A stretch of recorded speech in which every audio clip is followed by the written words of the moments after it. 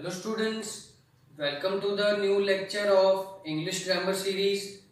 Students, last lecture में हमने sentence के पार्ट्स के बारे में पढ़ा था, जो पार्ट्स ऑफ अ सेंटेंस, जिसमें हमने सब्जेक्ट, वर्ब और ऑब्जेक्ट के बारे में पढ़ा था।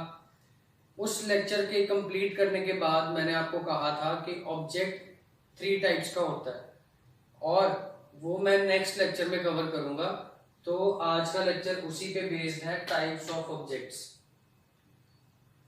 जैसे मैंने आपको बताया था, एक सेंटेंस में सब्जेक्ट, वर्ब, ऑब्जेक्ट, इन तीनों का कॉम्बिनेशन के साथ एक सेंटेंस फॉर्म होता है एंड एक सब्जेक्ट और वर्ब के साथ भी सेंटेंस फॉर्म हो सकता है।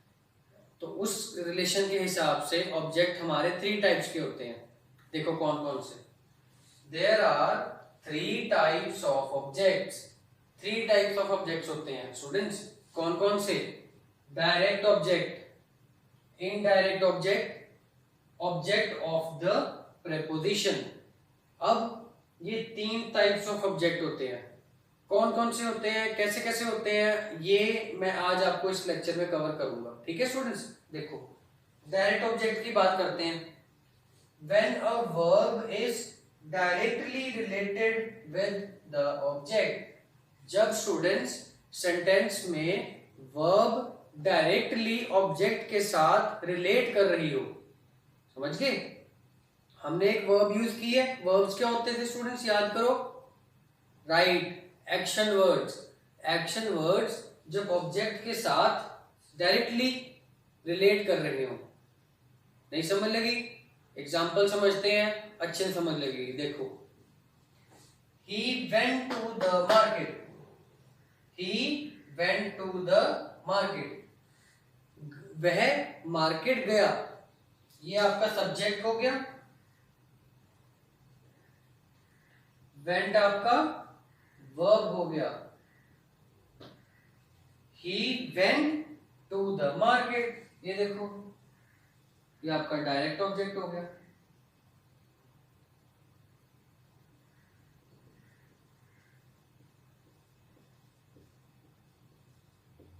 तो स्टूडेंट्स, डायरेक्ट ऑब्जेक्ट का क्या मतलब है? डायरेक्ट ऑब्जेक्ट का ये मतलब है जब आपकी वर्ब डायरेक्टली ऑब्जेक्ट के साथ जुड़ी हुई हो, साथ साथ हो, बहुत पास पास हो। He went to the market. वह गया। कहां गया? मार्केट गया। बस। और कोई ऑब्जेक्ट है इसमें?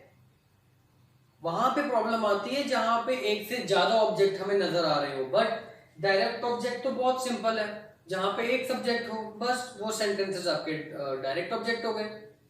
डायरेक्ट ऑब्जेक्ट कंटेन कर रहे हैं। तो डायरेक्ट ऑब्जेक्ट जब वर्ब का रिलेशन ऑब्जेक्ट के साथ डायरेक्ट हो। ठीक है स्टूडेंट्स। इसमें देखो, शी सब्जेक्ट, एट उसने खाया, लड़की ने खाया। क्या खाया? फूड। बस एक ही तो ऑब्जेक्ट था, तो डायरेक्ट ऑब्जेक्ट हो गया ये। और देखो, Ram climbed the tree. Ram climb कर रहा था। क्या क्लाइंब कर रहा था? ट्री। अगेन एक ही ऑब्जेक्ट, वर्ब और ऑब्जेक्ट रिलेटेड है। अब देखो, हम ये नहीं कह सकते ना राम क्लाइंब्ड द फूड। ये क्या, ये राम कोई खाने के ऊपर कैसे चढ़ सकता है? तो वो चीज सेंसलेस होगी ना। तो राम क्लाइंब द ट्री, तो ट्री ही क्लाइंब किया गया। तो वर्ब और ऑब्जेक्ट डायरेक्ट रिलेटेड है, तो डायरेक्ट ऑब्जेक्ट। ठीक है, आप इसको नोट करो, फिर मैं आपको बाकी के टाइप्स भी समझाता हूँ। सो स्टूडेंट्स, पहले हमने डायरेक्ट ऑब्जेक्ट के बारे में पढ़ा, अब हम पढ़ेंगे इनडायरेक्ट ऑब्जेक्ट के बारे में। देखिए, when an object is closely related with the direct object। जब एक ऐसा टाइप का ऑब्जेक्ट जिसका रिलेशन सब्जेक्ट के साथ ना हो के डायरेक्ट ऑब्जेक्ट के साथ हो, जैसे हमने पिछले सेंटेंसेस में पढ़ा था, he went to market, वह मार्केट गया। तो ये आपका डायरेक्ट ऑब्जेक्ट हो गया। ठीक है, ये आपका he के साथ कोरिलेट कर रहा था।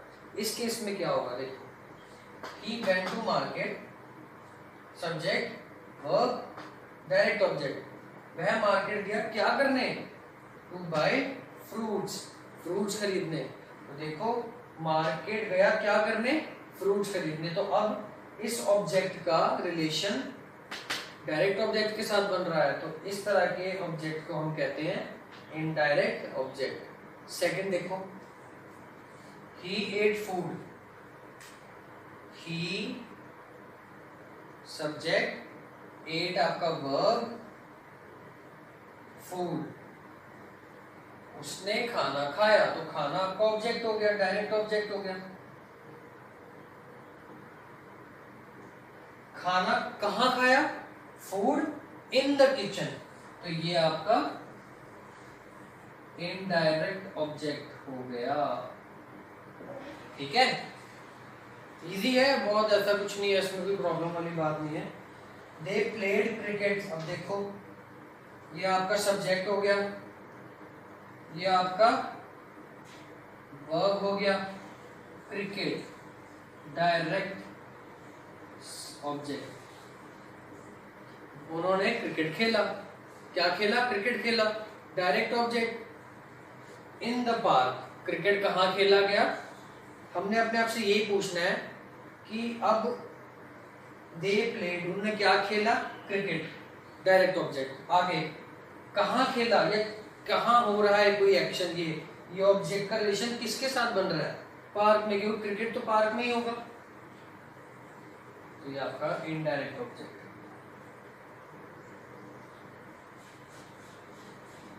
ठीक है, तो डायरेक्ट ऑब्जेक्ट के केसेस में एक ऑब्जेक्ट होता है सेंटेंस में, और इनडायरेक्ट ऑब्जेक्ट के केसेस में हमें दो ऑब्जेक्ट्स मिलते हैं।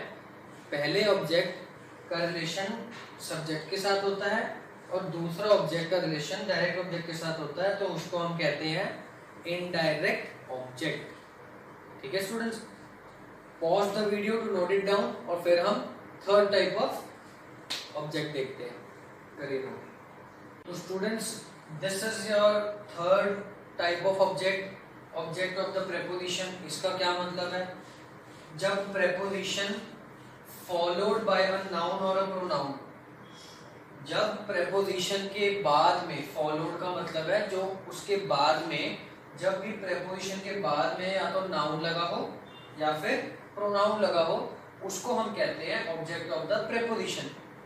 Preposition, noun, pronoun, lecture 1 parts of speech, उसमें मैंने आपको ये तीनों चीजें, बल्कि मैंने आपको 8 पार्ट्स ऑफ स्पीच करवाए थे, उसमें ये मैंने तीनों चीजें आपको बहुत अच्छे से एक्सप्लेन की थी। अगर आपने वो लेक्चर नहीं देखा तो आप पहले वो जाके लेक्चर देखो, ठीक है, उसके बाद आपको ये चीज बहुत अच्छे से क्लियर हो जाएगी। ठीक है, प्रेपोजिशन ब्रीफ कर देता हूँ। ये हमारे पोजीशन वर्ड्स होते हैं जो हमें किसी तरह की पोजीशन बताते हैं। नाउन क्या था? जिन्होंने मेरे लेक्चर्स देखे उनको पता होगा, नेमिंग वर्ड्स। ये मैंने आपको कुछ वन लाइनर्स बताए थे याद करने के लिए, आप देखना, आपको बहुत, अगर आपने नहीं देखा तो आपको बहुत इजी लगेंगे। ये प्रोनाउंस क्या होते थे? Words used in place of a noun. हम प्रोनाउन के examples he, she, it, name, I, we, you, they, बहुत सारे। ठीक है, you can send this letter to her. अब देखो इस सेंटेंस के हिसाब से प्रेपोजिशन हो गया आपका टू और हर आपका प्रोनाउन। देखो प्रोनाउन और noun followed, preposition followed by a noun और प्रोनाउन। प्रेपोजिशन के बाद में या तो नाउन लगा हो या तो प्रोनाउन लगा हो। तो देखो ये रहा आपका प्रेपोजिशन, उसके बाद आपको प्रोनाउन लगा हुआ है। हम ये नहीं ना कहते you can send this letter to she, गलत है वो। लड़कियों के लिए हम हर यूज करते हैं, लड़कियों के लिए हम ही यूज करते हैं, लड़कों के लिए तो you can send this letter to her.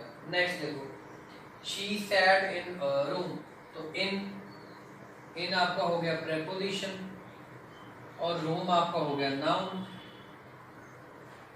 Again preposition के बाद आपका नाउन आया तो object of the preposition. We are going to school, तो टू प्रेपोजिशन और school noun, I am going with him, बहुत सारे एग्जांपल्स हैं। With preposition, him, pronoun. तो स्टूडेंट्स ये था आपका object of preposition. First direct object, indirect object, object of preposition. तो आई होप आपको आज का लेक्चर अच्छा लगा होगा, समझ लगा होगा। इन केस किसी टॉपिक में कोई डाउट रह गया हो तो कमेंट सेक्शन में आप कमेंट कीजिए, मेरे को बताइए कि कौन सी ऐसी चीज़ है जो आपको नहीं समझ लगी, मैं आपको और बेटर तरीके से समझाऊंगा और एग्जांपल्स हम स्टडी कर लेंगे। बट द पॉइंट इज आपको ये चीज़ें अच्छे से गो थ्रू करनी है, लाइफ टाइम आपको ये सब चीज़ें काम आएंगी। जिन्होंने आगे हायर स्टडीज़ के लिए बाहर भी जाना होता है, यू नो आइल्स आपको करनी होती है, तो आइल्स का जो बेस है वो सारा ग्रामर है। If you are not familiar with the grammar portion, आपको आगे जाके प्रॉब्लम आएंगी। ठीक है, अभी बहुत अच्छा टाइम है, ये ग्रामर सीरीज में मैं आपको सब कुछ कवर करवाऊंगा, आप अच्छे से पढ़ो उसको, कोई प्रॉब्लम आती है साथ ही डिस्कस करो। ठीक है स्टूडेंट्स, तो this was the lecture for today. Until then हम नेक्स्ट लेक्चर में मिलेंगे और हम उसमें एक नया टॉपिक कवर करेंगे। ठीक है students, thank you and have a nice day.